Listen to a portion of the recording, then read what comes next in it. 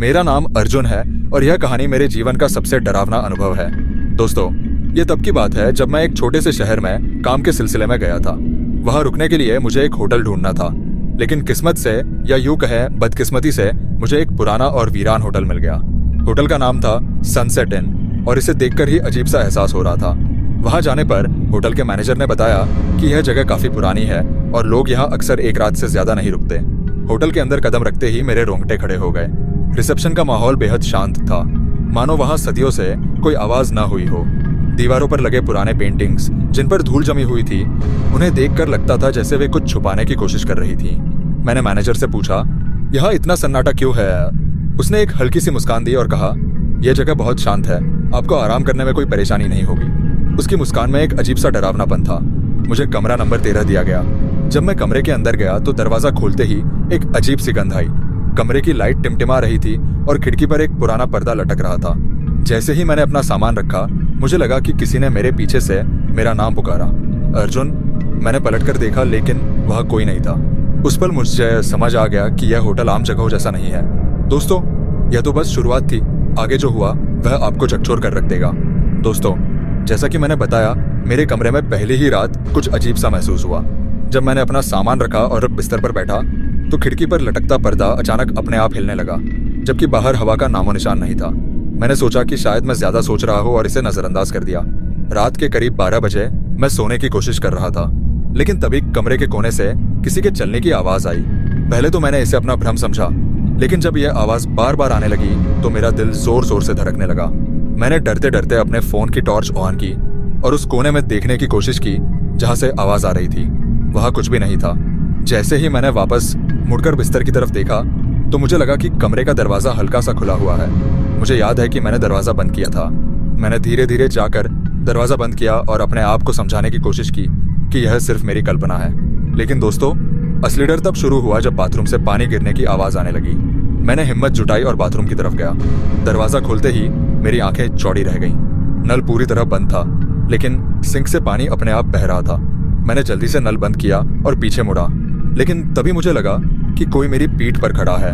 दोस्तों, यह एक ऐसा अनुभव था जिसे शब्दों में बयान करना मुश्किल है। मैंने उस रात खुद से वादा किया कि अगर अगली सुबह कुछ और अजीब हुआ तो मैं ये होटल तुरंत छोड़ दूंगा, लेकिन मैंने नहीं सोचा था कि अगली रात और भी भयानक होगी। दोस्तों, अगली सुबह मैंने सोचा कि शायद मेरी थकान की वजह से मुझे यह सब महसूस हो रहा था। मैंने मैनेजर से कहा, यहाँ रात में बहुत अजीब अजीब आवाजें आती हैं। उसने मुझसे कुछ देर चुप रहकर कहा, यह पुराना होटल है साहब, लोग इन आवाजों के आदी हो गए हैं। उसकी बातें सुनकर मुझे लगा कि वह कुछ छुपा रहा है। खैर, मैंने यह बात वहीं छोड़ दी और बाहर का थोड़ा काम निपटाने चला गया। लेकिन जब मैं शाम को वापस लौटा तो होटल में अजीब सी चुप्पी और सन्नाटा छाया हुआ था। रिसेप्शन पर कोई नहीं था। कमरे में लौटने के बाद मैंने खिड़की से बाहर देखा। होटल के पीछे एक घना जंगल था और वहां हल्की हल्की कोहरे की चादर फैली हुई थी। अचानक मैंने देखा कि जंगल के बीच एक परछाई तेजी से इधर उधर घूम रही थी। पहले तो मैंने सोचा कि यह मेरा भ्रम है, लेकिन जब वह परछाई बार बार दिखने लगी तो मेरी हिम्मत जवाब देने लगी। मैंने खिड़की बंद कर दी और सोने की कोशिश करने लगा। लेकिन दोस्तों, डर उस समय और बढ़ गया जब कमरे की लाइट खुद ब खुद बंद हो गई और दरवाजे पर किसी ने 3 बार दस्तक दी। डरते डरते मैंने दरवाजा खोला, लेकिन वहां कोई नहीं था। दरवाजा बंद करते ही मैंने महसूस किया कि कमरे में ठंडक बढ़ गई है। ऐसा लग रहा था जैसे कोई अदृश्य शक्ति कमरे में घूम रही हो। तभी मेरे कानों में एक धीमी सी फुसफुसाहट सुनाई दी, अर्जुन, तुम यहाँ क्यों आए? दोस्तों, मेरी हालत खराब हो गई। मैंने समझ लिया था कि यह होटल किसी साधारण जगह का नाम नहीं है। मैंने रात भर जागते हुए बिताई और खुद से कहा, अगर मैं यहाँ और रुका तो शायद कभी जिंदा बाहर न जा पाऊं। दोस्तों, जैसे ही मैंने दरवाजे को बंद होते देखा, मेरा दिल जोर जोर से धड़कने लगा। मैंने पूरी ताकत से दरवाजे को खोलने की कोशिश की, लेकिन वह टस से मस नहीं हुआ। ऐसा लग रहा था जैसे कोई अदृश्य शक्ति मुझे अंदर ही कैद करना चाहती थी। तभी पीछे से एक भयानक हंसी सुनाई दी। मैंने डरते हुए पलट कर देखा, लेकिन वहां कुछ नहीं था। रिसेप्शन की लाइट झपक रही थी और पूरे माहौल में एक अजीब सी ठंडक फैल गई थी। मैंने अपने आप से कहा, मुझे यहाँ से हर हाल में निकलना होगा। मैंने भागकर मैनेजर के कमरे में जाने की कोशिश की, लेकिन वह भी बंद था। मुझे अंदर से किसी के चीखने की आवाज सुनाई दी। ऐसा लग रहा था जैसे वह मदद के लिए पुकार रहा हो। मैंने दरवाजा जोर से खटखटाया, लेकिन कोई जवाब नहीं मिला। तभी पीछे से एक परछाई तेजी से मेरे पास से गुजरी। मैं एकदम जड़ हो गया। मेरे कदम ठहर गए और ऐसा महसूस हुआ जैसे मेरे पैर जमीन से चिपक गए हो। मुझे लगा कि अब मेरा अंत करीब है। इसी बीच मैंने हिम्मत जुटाई और वापस सीढ़ियों की तरफ भागा। सीढ़ियां अब मुझे पहले से ज्यादा लंबी लग रही थी, जैसे वे खत्म ही नहीं हो रही थी। हर कदम पर मुझे ऐसा लगता था कि कोई मेरी गर्दन पर अपनी निगाहें गड़ाए हुए है। अचानक सीढ़ियों के पास की दीवारों से खून की बूंदें टपकने लगी। दोस्तों, वह नजारा इतना डरावना था कि मेरे पैर लड़खड़ाने लगे, लेकिन मैंने ठान लिया था कि चाहे कुछ भी हो जाए मैं यहाँ से बाहर निकलूंगा। दोस्तों, जैसे ही मैंने सीढ़ियों को पार करने की कोशिश की, मुझे ऐसा महसूस हुआ कि कोई अदृश्य शक्ति मुझे पीछे खींचने की कोशिश कर रही है। मैं पूरी ताकत लगाकर आगे बढ़ा, लेकिन हर कदम के साथ मेरा डर बढ़ता जा रहा था।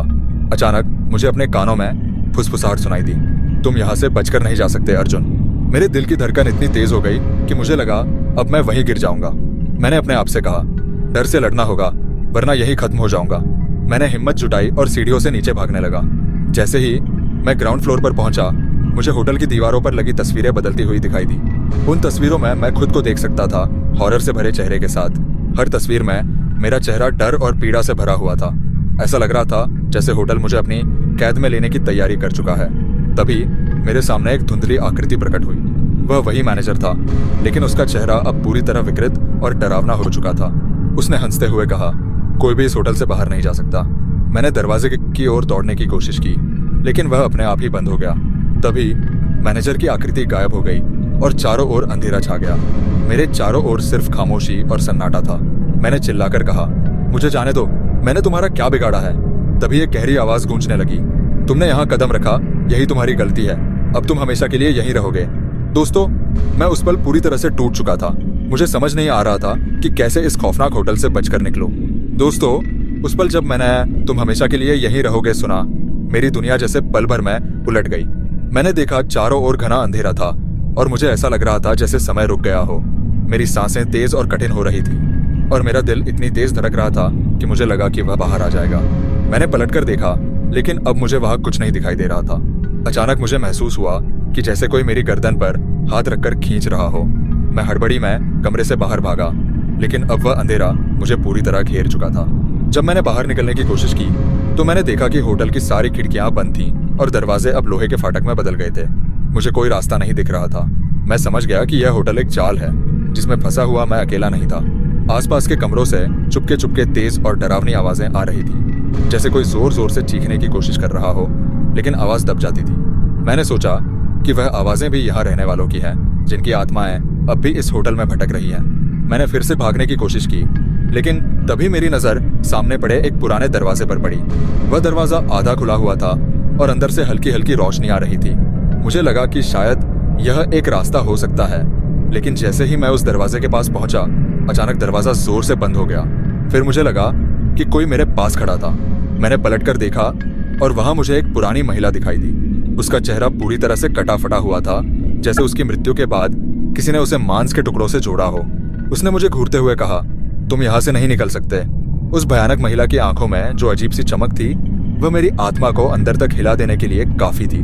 मुझे समझ में नहीं आ रहा था कि वह क्या चाहती थी। उसने धीरे धीरे कदम बढ़ाए और कहा, तुमने इस होटल को अपना ठिकाना क्यों चुना? उसकी आवाज में एक गहरी और घनी हंसी थी जो कानों में घुसती चली गई।